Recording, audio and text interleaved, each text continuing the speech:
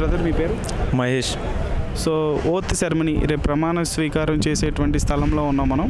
So రేపు ఎంత ఘనంగా జరగబోతుంది? రేపు ఘనంగా అంటే ఎన్నడూ ఊహించని విధంగా ప్రమాణ స్వీకారం జరగబోతుంది మా రేవంత్ రెడ్డి గారిది. సో ఈ ఇంత విజయం, ఇంత భారీ విజయం మీరు ఊహించారు? అసలు ఒక దశలో కాంగ్రెస్ పార్టీ చచ్చిపోయిందన్న దశలో పీసీసీ పగ్గాలు చేపట్టిన తర్వాత ఒక సందర్భంలో బీజేపీ హవా నడుస్తున్న సందర్భంలో బీజేపీని కింది స్థాయిలో భూస్థాపన చేసి రేవంత్ రెడ్డి గారు కార్యకర్తలు ఉత్సాహం లేపి కాంగ్రెస్ పార్టీ అధికారంలో వస్తే బడుగు బలైన వర్గాలకు న్యాయం జరుగుతుందని కార్యకర్తలు ఉత్సాహం నింపించి పీసీసీ వర్గాల చేపట్టి నుంచి అనేక ప్రోగ్రాలు గవర్నమెంట్ మీద ప్రశ్నించడం కానీ చేయాల్సిన పనుల మీద కానీ పోరాటం చేయడమే కానీ కార్యకర్తలు ఫుల్ జోష్ నింపారు రేవంత్ రెడ్డి గారు. సో 10 సంవత్సరాల కేసీఆర్ గారి పరిపాలన గురించి ఏం చెప్తారు? కేసీఆర్ పరిపాలన అటర్ ఫ్లాప్. ఆయన డెవలప్మెంట్ అనేది జీరో. ఓన్లీ సిటీ మటుకు డెవలప్ చేసేసి పల్లెటూర్లలో గొర్రెలు బర్రెలు చేపలు వాళ్ళకు అవే ఇచ్చుకుంటా వృత్తి వాళ్ళది అదే అనుకుంటా ఇంటర్మీడియట్ డిగ్రీ చేసిన పిల్లలకు జాబులు లేక ఆత్మహత్యలు చేసుకుంటున్నారు. ఆ ఆత్మహత్యలకు కారణం మెయిన్ కేసీఆర్ గవర్నమెంటే.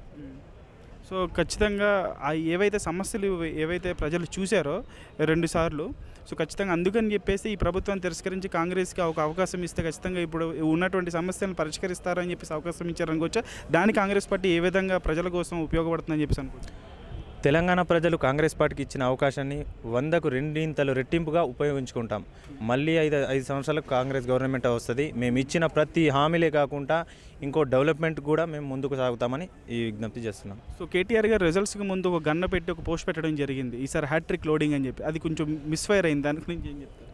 కేసీఆర్ గారు ఏంటంటే కేటీఆర్ గారు అమెరికాలో ఎక్కడనో, మా రేవంత్ రెడ్డి గారు చెప్తారు అమెరికాలో ఎక్కడనో బాత్రూంలో ఏదో పని చేసుకుంటూ ఉండేవారు. ఆయనకు అవగాహన లేదు, పరిపాలన మీద అవగాహన లేదు, ఏదో మాటల గ్యారడీ అయిపోయాడు. మా రేవంత్ రెడ్డి గారు చేతల గ్యారడీ.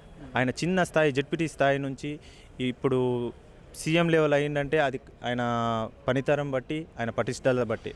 సో ఆయన్ని జైల్లో పెట్టడం, ఈ అంశాలన్నీ కూడా తెలంగాణ ప్రజలు గమనించారు. అది దాన్ని తట్టుకొని బౌన్స్ బ్యాక్ అయ్యి ఇప్పుడు ఇంత జర్నీ అనేది ఖచ్చితంగా ఈ యొక్క జర్నీ ఇన్స్పిరేషనల్ జర్నీ అని చెప్పేసి అనుకోవాలా రేవంత్ రెడ్డి గారిది? సీఎం స్థాయి వరకు ఎదిగి 100% అది ప్రజలపై పోరాడిన రేవంత్ రెడ్డి గారిని కేసులు పెట్టించి జైళ్ళలో పెట్టించేసి ప్రజలపైన పోరాటం చేయకుండా ప్రజల పక్షాన నిలబడకుండా రేవంత్ రెడ్డి గారిని అడ్డుకున్నారు. కాబట్టి ప్రజలు తీర్పు కాంగ్రెస్ పార్టీకి పట్టం కట్టారు.